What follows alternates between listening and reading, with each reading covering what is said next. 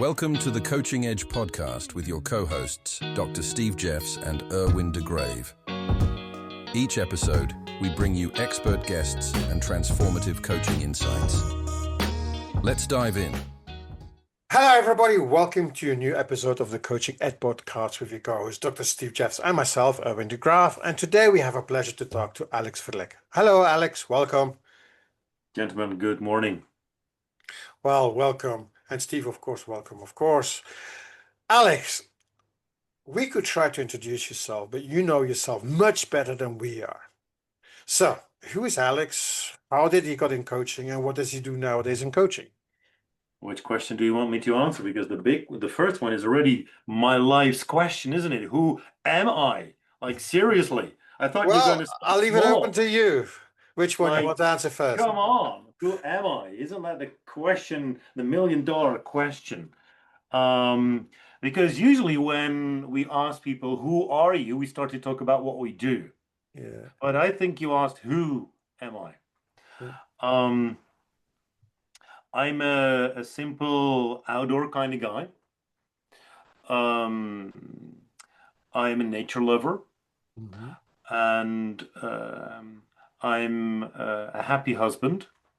I'm a proud and grateful father. I am in love with the world, the small world surrounding us. Nature is my new church. And if you're also a little bit interested in what I do, after a career in management science and HR, coaching found me. I was at the end of a project working for a big hospital in the Netherlands, and the team and I made a lot of money for the hospital. And my then boss said, maybe coaching is something for you. Go and have a look, and I'll pay that first education for you. So I Googled most expensive coaching course that exists because my boss is paying. Enter. And that's how I found coactive coaching. And I fell in love with it on the spot. On the evening of that first Friday afternoon, I called my wife and I said, there are two idiots in front of the room there, and I'm going to be in on that seat. I was clueless what I said and what the journey was. Well, you know what? It happened. And that's almost 20 years now. I think it's next year that I'm 20 years into coaching. And yeah, that's how I spent my time. Coaching people and teaching others who are interested in the tools of the profession, either as a coach or as a normal human being. And you have a really specific thing that you focus in coaching, or you're quite general? Well, the fun thing about the approach that I take is that any topic is welcome, because the focus is on the human being, not on the problem they bring. And in that sense, there is one of the things that I love actually about this profession is the wide variety of things that come to the table. Yeah, of course, sometimes you have business folks who come nicely dressed and everything, and they try and look professional, and they got their shit together. And of course, they have a work-related issue that they want to talk about. Fine, of course, let's do that. And it usually takes just a couple of sessions before they also open up and are curious to include their whole self to it, because you bring yourself to work. So, in that sense, not a specific area on which I focus, other than the human being. And if I look at the types of clients that find me or want to work with me, either they are business owners who are happy to have an outsider's ear that listens to them, is genuinely curious about them, and helps them to find their way forward in how they lead their organization. Um, High potentials frequently, which is actually really fun to help them find their way into their professional life and at the same time juggle their private life because that's happening simultaneously. And a third group is that is other coaches. I take them by the hand through education from the very beginning up until they are ready to get their master coach certification through the ICF. So it's a wide range of folks. Did I answer all three questions? I believe they do, at least for now. Okay. Let's go a little bit deeper on anything. So, what you said you did on the first Friday evening that you did the course, you said that's for me. What was the thing that attracted you so much? Certainly in the first day that you did the course of coaching. What's the first thing that attracted you? Said that's it. That's a good question. And I thought I was going to learn skills, so I tried to look good and impressive and all that stuff. And within no time, I started to feel, not understand. I started to feel, wait a minute, this is about humanity. This is about going back to the root of things. This is about being your true self and discovering that or rediscovering that instead of learning tricks and gadgets. So it felt like, in a way, coming home again. Home to self, I would say. How does that inform how you show up as a coach today? Very much, I would say. Um, at some point, I got the question, what are you actually selling as a coach? And I gave it a lot of thought, and the answer was, I'm selling extra pages to your manual to self, and you're going to write them. Discover yourself. And by finding more of your own wisdom, connecting with your own wisdom, with your own resources, with what you've got, what you've learned, everything that you bring to the game. Because we have a lot of potential that we do not use or do not dare to step into. And that's in the given part or the known part of the manual of self. And if you want to grow and expand, then you have to write a couple of new. There are always empty pages and manual. Always. So, dear client, here is your pen. You have your own manual to self. Let's write some extra stuff there. How could Why do clients want that? And it's an intentional why question because often we don't think that we want that, we don't know that we want that, or we think that we don't want that, and all of those other permutations. But why is that something that we should be wanting more of as humans? Well, the answer to that would be is that all of us spend a lot of time in what we call the comfort zone. I think that's a ridiculous terminology, actually. Comfort zone. It's not comfortable at all. We are born with this lot of range. This is our full authentic range. And then trouble begins when we send our kids to school. Or when other adults are telling them, this is how you should behave.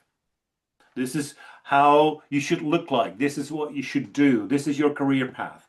And that authentic range starts to shrink. The wall goes to the inside, the ceiling comes down, the floor goes up, and that little box that remains that's what we call the comfort zone. That's a lie. It's the zone of self-limitation. And people start to feel uncomfortable in that little box.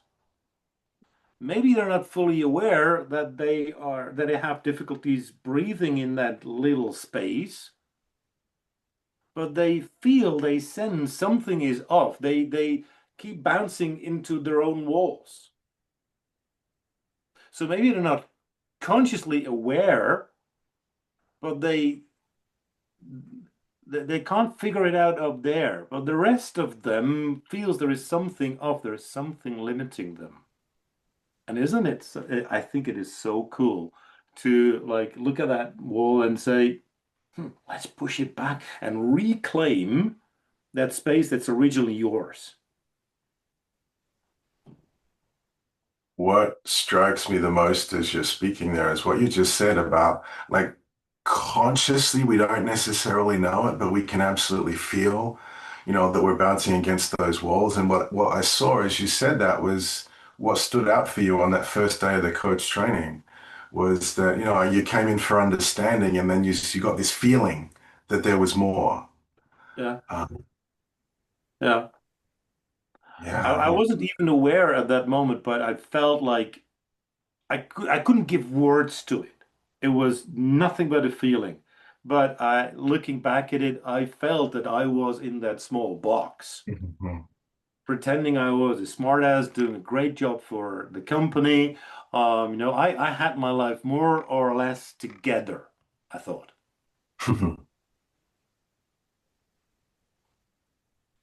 But I became aware of the limitation in that space.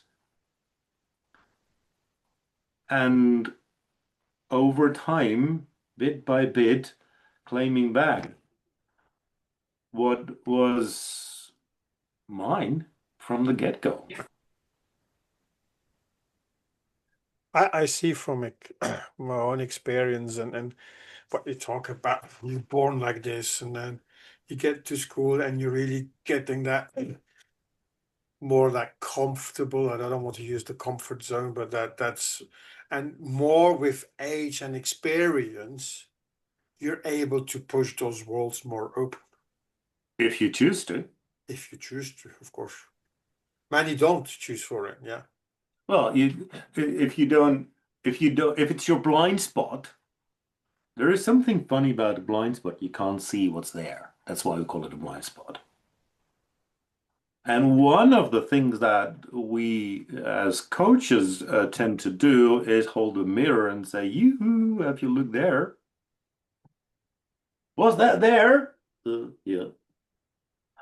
Um, and play it back to them. And this is where we have to look at the whole human being that we work with instead of the problem, because the problem, if they're all smart, intelligent people, there's nothing wrong with them.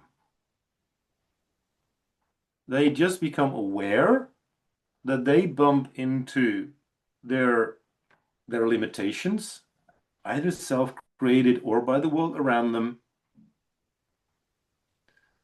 and they start to get annoyed with that feeling. Like, is this it? Well, maybe not. Maybe there is more in store for you. And when we become aware, there is something annoying that comes with a responsibility called choice. Choice without action is just a funny thought. And through the actions that we take, we can learn. And then we create new awareness. I call it the awareness cycle. Awareness, choice, action, learning, new awareness, tick, tick, tick, tick, and off you go. Mhm. How much does fear play in there? Fear? Yeah, because man, you say you could be aware, you could say have that choice, and you said if you don't take any action, it could be a thoughtful idea. It's why a lot of people get stuck at that moment because they are afraid or they fear to take the wrong action or the wrong thing. Yeah. Well, fear and shame are two of the emotions that mess up a lot for us. Um, I frequently share with people that I chat with something that my mom, 92 and a half, bless her cotton socks, she often said to me, people suffer most from the evil they fear. That usually doesn't happen, my boy. She calls me her boy. I love that. 61 and I'm still her boy. Um, so we are suffering because of thoughts that we create. There is a fancy terminology for it, and that's known as limiting beliefs. The limiting beliefs are given to us by our surroundings, where, as I said, when adults start to interfere with that little kid and tell them how to behave, or teachers and other people who mean really well for that kid, there is no bad intention usually. But we need to fit in a box, otherwise the world doesn't get us. You have to behave normal. Otherwise, you confuse the world. That's why artists, creative people who have everything in them to push against boundaries and to create new things and to think out of the box, they struggle because the world can't get them. They make the world feel uncomfortable. And since most of us aren't like these artists, we buy into the stuff that people tell us and how we should behave. And then it's either because of your background, the family or religion or the education or the village where you grew up or gender related. And there are many, many reasons. Level of education. I come from a poor family, so I will always be whatever then follows. We call that limiting beliefs. And it's for a good reason that it's called a belief, because we really believe it without being aware how it is limiting us. Same thing. Zone of self-limitation, zone of limiting beliefs, you could say. Mm-hmm.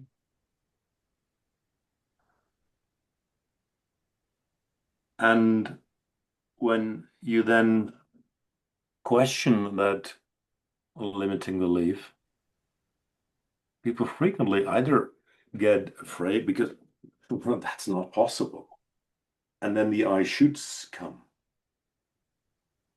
I need to respect whomever, whatever.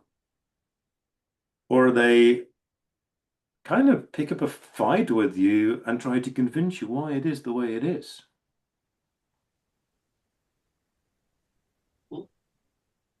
And of course, fear kicks in. Change is scary. It feels much safer and comfortable there. Yeah. But it's sometimes so much more exciting outside of the box. Once you get the taste of it, yeah, sure. Yeah. And that's we as coaches sometimes is where we help people to get that initial taste to say, "Ooh, I want more of that." Yeah, exactly. That is the best kind of hunger we can have. I want more of that. And that I want more is usually about how they want to show up in the world, which could lead to a certain career step, for instance. But in most cases, they become the starting point. Their yearning, I love that word. Their yearning becomes the starting point. Their pain becomes bigger than their fear. So they have to do something about it. Yeah, let's a little bit more about what you mean by that phrase, how we show up in the world. Um, as coaches, we talk about being and showing up, and often it's just words. Sometimes it's more than that. You spoke about, for you, actually, who are you? That was where you started, not what you do, but who you were from the very beginning. And so for business leaders, leaders in organizations, and heck, even as a reminder to those of us that talk about topics like this. What is it that you mean when you say, how we show up in the world as the starting point for that yearning, fueled change? Um, at some point, I think it was even a painful awareness because I probably did something stupid. I learned that there is no such thing as not having an impact. When we speak, we have an impact. When we're silent, we have impact. When we're present, we have impact. When we're absent, we have impact. When we do or not, we always have a certain impact. Even before we were born, we have an impact, and many of us have an impact long after we leave this planet Earth. And when my client aligns with that theory, there is no such thing as not having an impact. The conversation becomes, of course, what is the impact that you want to have? How aware are you of the impact that you now have? And if you look at the sum of all the impacts that you create, what's going to be your legacy? And don't get me wrong, you don't have to always die to leave a legacy. As soon as we move on from one place to another, one job to another, one company to another, one city to another, where we leave, where we move away from, that's where we leave our legacy. Our legacy is our output, and that, if it's inspiring enough, becomes the input for others. So these things are often the starting point for the conversation with leaders like, hey guys, what's the impact that you want to have? And the sum of it, what's the legacy that you want to leave behind? Now, at some point, ladies and gentlemen, you're going to look back at your life. And my longing for you is that you then can sing Edith Piaf's song, Rien de rien, je ne regrette rien. Wouldn't that be the biggest blessing at the end of your life, that you can look back at it and say, no regrets. No regrets. Doesn't mean you didn't make a mistake. That's something else. But I have no regrets. I think you just mentioned something really, really, really profound that a lot of people do mistakenly look at is mistakes. The only way you can grow is by making mistakes, because otherwise you don't grow. And there's a big difference between what you said, mistakes and regret. Regret is that's where I wish that I did something different. I wish that I did something, or I wished I didn't do this. It could go both ways. But if you can accept that mistakes is, and I always say this, you only can grow, and I tell my kids as well, I don't mind you making mistakes. Learn from it. But make sure you don't regret that you wanted to do something but you didn't make, as you mentioned before, with your awareness and choice and action. Just make the action. It could be a wrong action, but you're not going to regret that you didn't take that action, even though it didn't end up as you wanted to. Yeah. No, and I wanted to point this out because it's so profound. Yeah. There a lot of things are not tried out because of the fear of failing. And I guess you guys know what fail actually stand for as an acronym. Tell me. No? First attempt in learning. Mm. And when you fail again, it just becomes second attempt in learning. And you keep counting, and it still works until 7. Then you still have sail. With 8, it becomes a bit challenging, but by that time, you'll get it.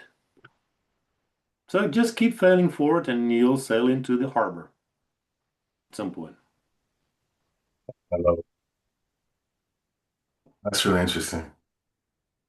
What what struck me as you were speaking before was a conversation I was having with an executive yesterday about their organization and the C-suite team and how aware this leader was of the impact that other members of the team were having and how completely unaware those team members were of their own impact.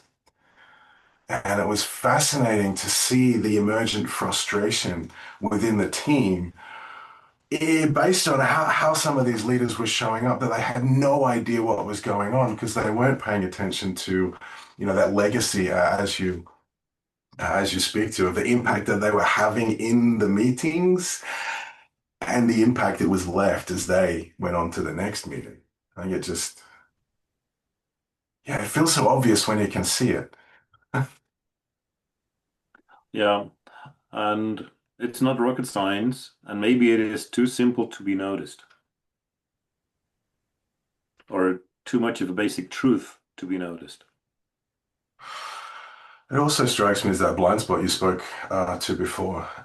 At least in how these people were described, there was a lot of self-orientation of what they were looking at, their own emotions, their own reactions, and that this self was how they were dealing with the complexities of life as they were experiencing them, and completely blind, often to the even awareness of others, let alone the impact of others, let alone the taking responsibility to say, oh, that was my impact, rather than that's them and how they're responding, and that's their impact on me. Yeah, yeah. But And then the funny thing with the one finger and the other 3 is happening, right? Not aware there are 3 fingers pointing at us when we point one to somebody else.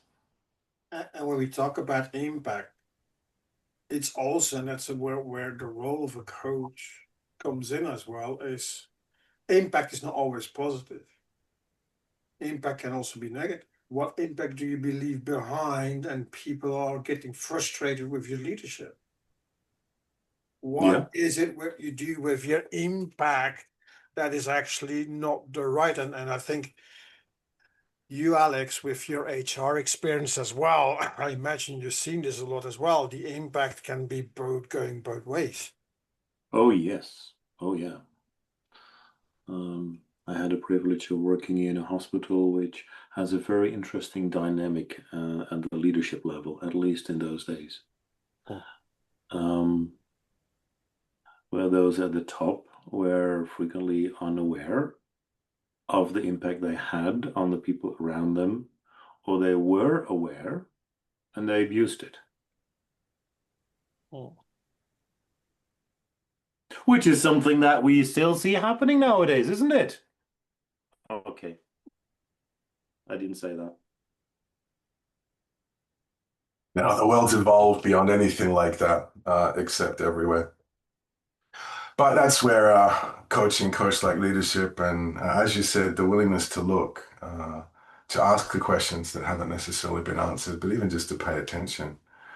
I think that's rich. Hey, speaking of questions, you've done some writing on questions, if I'm not mistaken. What do you love about questions? They make me think. You're referring to one of the books that I've written when I saw that the big 60 was coming up, and I love turning 60. The best way to get old is to keep celebrating birthdays. So it's super simple. And instead of presents, at some point, I don't want stuff anymore. I want experiences. And instead of asking for things for my birthday, I asked for questions about the profession. And it was so cool to get these questions. Some of them were easy to answer, but some were like, let me sit with this one for a while. And the answers that I wrote to these questions became the third book. And when people start asking questions, most of, especially in this case, they asked questions with a desire to learn and to grow. And with me entering the 7th decade, that sounds even older.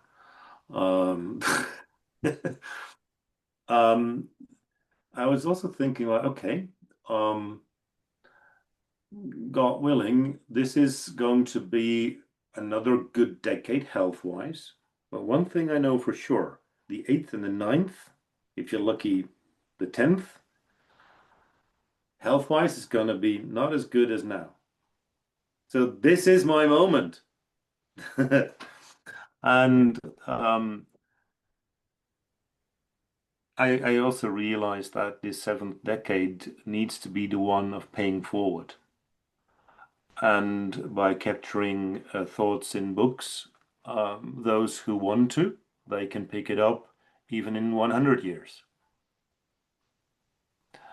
So that is a way for me to work towards the legacy that I want to leave behind. Why is it so important for you to leave a legacy behind?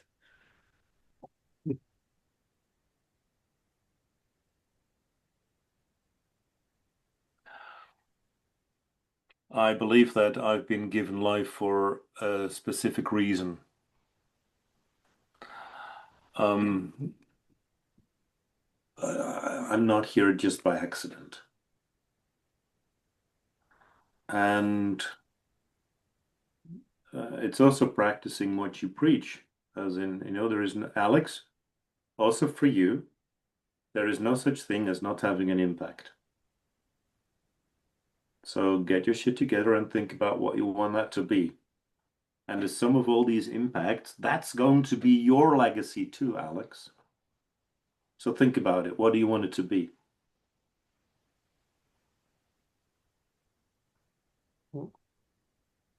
It's a very simple formula for me. Now, the reason I'm asking you that question is that when you ask people that question, with a lot of people, the ego comes in. And they think about, and when you say ego, you even look like, oh yeah, ego. yeah.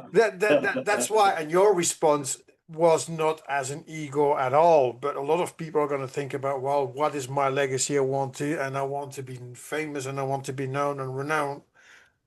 And it's when you ask that question to people, and suddenly as coaches or as leaders, is to ask, what is the legacy you leave behind for the world, but not for yourself? Yeah, it's a great question. And the fun thing about a legacy, the last one, you're not going to remember it. So why worry about it? Yeah. You could say. It is by default for somebody else. Your legacy is not for you. Sorry to bring bad news, but it's not for you. It's your output. And if I said it before today, it's your output, and if it's inspiring enough, it'll be the input for others. So they're a choice. Yeah. It's not yours. Let's get over ourselves. So it's a really important reframe. Because I see people inherently talking about legacy, as you said, as a what I get or what it says about me, but it's the receiving from the creation of legacy. So it's still sort of about self. And to remember that the legacy it's the impact that we leave after we've gone. It's the gift that we leave, but it's not ours to interpret.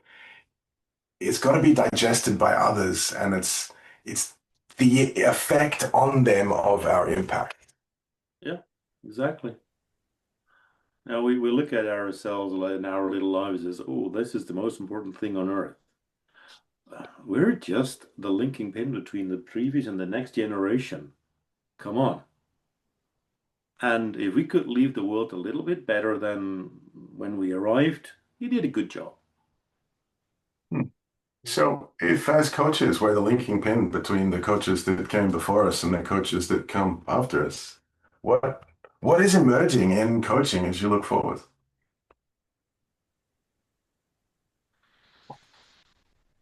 Um, the interesting thing of the profession of coaching is that it's very young.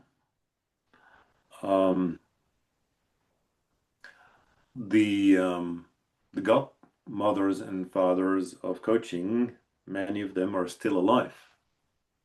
We can still ask them questions.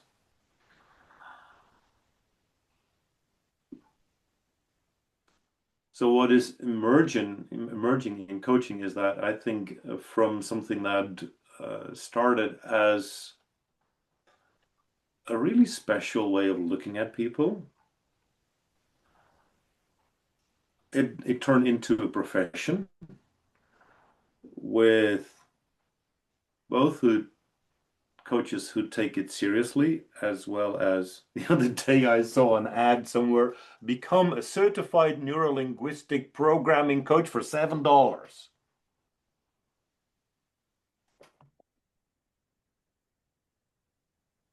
I posted that somewhere in the group where coaches paid thousands and thousands of dollars for their education and asked first thought. It was interesting to see what came up. But I see the profession really getting more and more professional.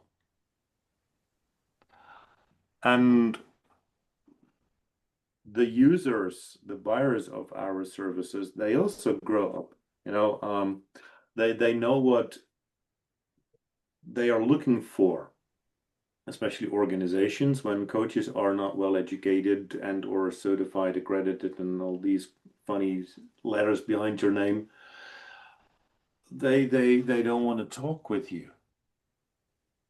The level of the quality of our work is increasing. And of course, I think now we have to find our way with everything that is emerging around AI.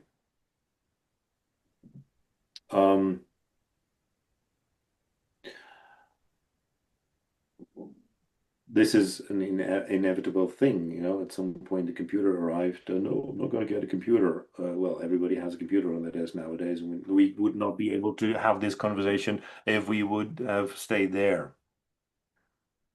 So AI is a fact. It's here. It will not go away.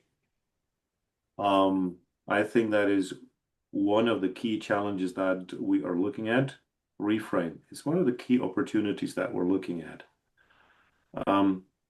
I don't believe that we will be replaced by AI. We will be replaced by people who work with AI. That's slightly different. And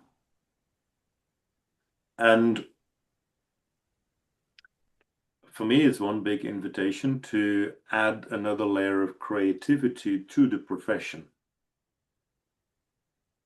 How, where, and what? I'm exploring it myself as we speak. But my longing for the coaches to come is that they find a way to combine humanity and artificial intelligence. And everything can be used in a negative way. Once upon a time, somebody discovered matches. I use them every day in winter to light the fireplace. That's good. Or to light a candle, to have a romantic evening. But I can also set somebody's house on fire with it. That's bad.